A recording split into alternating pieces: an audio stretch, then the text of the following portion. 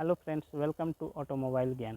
Friends, अगर आप second hand two wheeler या बाइक लेना चाह रहे हैं तो आपको क्या क्या चीज़ें हैं जो कि चेक करनी चाहिए ताकि सेकेंड हैंड बाइक लेने के बाद फिर से दोबारा पैसा लगाने की आवश्यकता ना पड़े। तो वीडियो में बने रहिए। सबसे पहला पॉइंट है डॉक्यूमेंट। डॉक्यूमेंट में सबसे पहले हमें यह चेक करना चाहिए कि उसका आरसी सही है या नहीं, यानी आरसी में जो भी इंजन नंबर और चेसिस नंबर दिया हुआ है वो गाड़ी के इंजन नंबर और चेसिस नंबर के साथ मैच कर रहे हैं नहीं। उसके बाद है ऑनर सीरियल नंबर।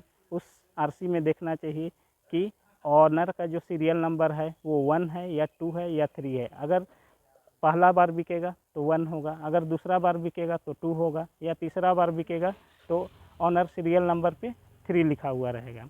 उसके बाद है कि वह गाड़ी कैश में ख़रीदी गई है या फाइनेंस में ली गई है। अगर फाइनेंस में ली गई है तो जिस बैंक से फाइनेंस हुआ है उस बैंक का जिक्र रहता है, और उसके साथ अगर उस बैंक को सारा पेमेंट क्लियर किया गया है तो एनओसी भी मिलता है।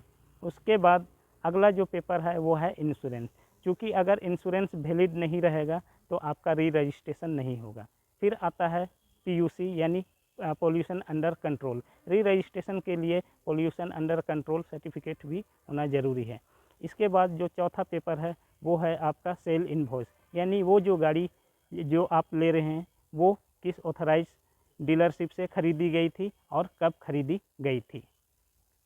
अब अगला पॉइंट आता है फिजिकल इंस्पेक्शन की। तो फिजिकल इंस्पेक्शन में हमें देखना चाहिए कि डैशबोर्ड में जो हमारा जो ओडोमीटर है वो गाड़ी कितना चला हुआ है वो शो करता है। इसके अलावा हमारा जो भी इलेक्ट्रिकल सिस्टम है उसको चेक करना चाहिए, जैसे कि लाइट, इंडिकेटर, हॉर्न, सेल्फ का बटन वगैरह। उसके बाद आते हैं हम उसके बाद साइलेंसर में हम इस तरह से हाथ डालकर देख सकते हैं कि इसमें बहुत कार्बन कम आ रहा है। इसका मतलब है कि इसका इंजन सही है। अगर इंजन ख़राब रहेगा या इंजन अगर ख़राब हो जाएगा तो क्या होगा कि ये जो कार्बन है ये गीला गीला आएगा, और जिससे पता चलेगा कि हमारा जो रिंग है और वो पिस्टन है वो ख़राब हो चुका है, उसे बदलने की ज़रूरत है। अगर कार्बन गीला नहीं होगा, केवल सूखा आएगा और बहुत ज़्यादा मात्रा में आएगा, तो हमें समझ जाना है कि इसका कार्बोरेटर और हेड क्लीन करने की आवश्यकता है।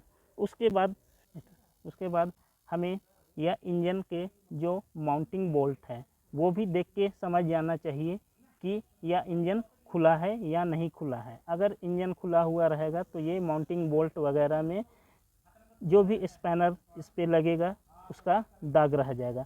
उसके अलावा जो भी हम इंजन ऑयल है इसे भी चेक करके हम देख सकते हैं कि अभी ये जो इंजन ऑयल है वो कितना दिन चलेगा, या ख़राब हो गया है या नहीं ख़राब हो गया है। अगर ख़राब हो जाएगा तो ये जो इंजन ऑयल है वो ब्लैक हो जाएगा, और उसमें जब इस तरह से हम उसे छुएंगे तो ये रफनेस जाएगा।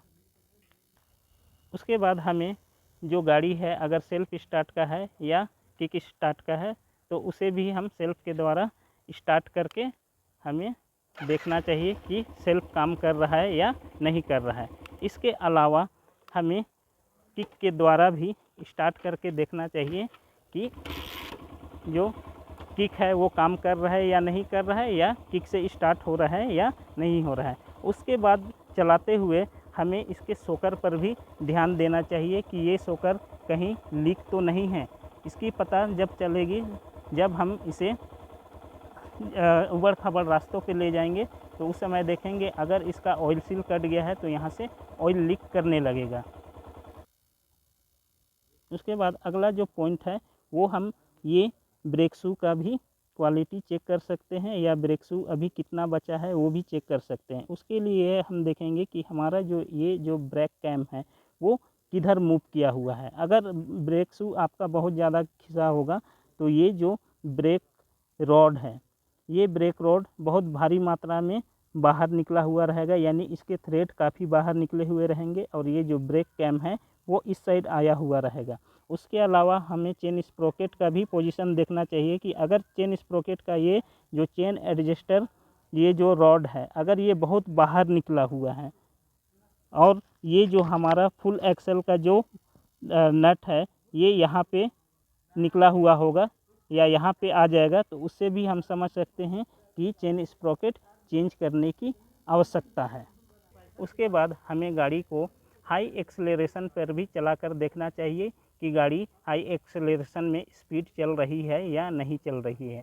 अगर स्पीड नहीं चल रही है तो हो सकता है कि इसका क्लच प्लेट जला हुआ हो, या हो सकता है कि इसके ब्रेक्स वगैरह जाम हो, व्हील जाम हो सकता है। उसके अलावा हमारा ये जो ड्रेन बोल्ट है, ये भी देखना चाहिए कि वहाँ से कोई ऑयल तो लीकेज नहीं कर रहा है, या फिर कहीं ऐसा तो नहीं कि हेड से ऑयल वगैरह लीकेज कर रहा है, तो इसकी भी जानकारी रखनी चाहिए।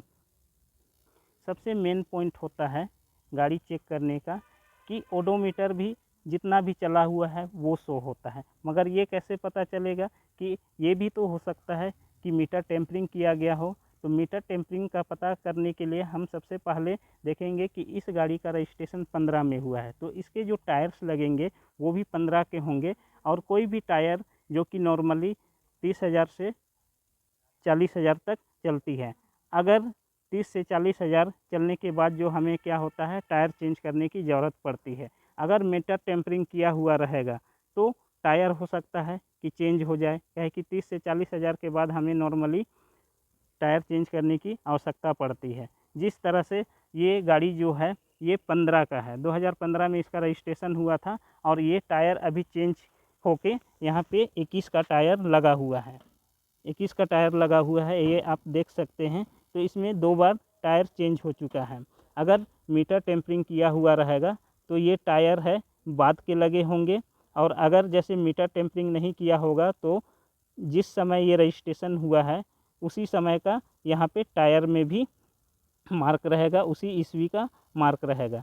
तो मीटर टेम्परिंग अगर हो जाए तो हम टायर को भी देख के समझ सकते हैं, उसके थ्रेड भी देख के समझ सकते हैं कि मीटर टेम्परिंग हुआ है या नहीं हुआ है।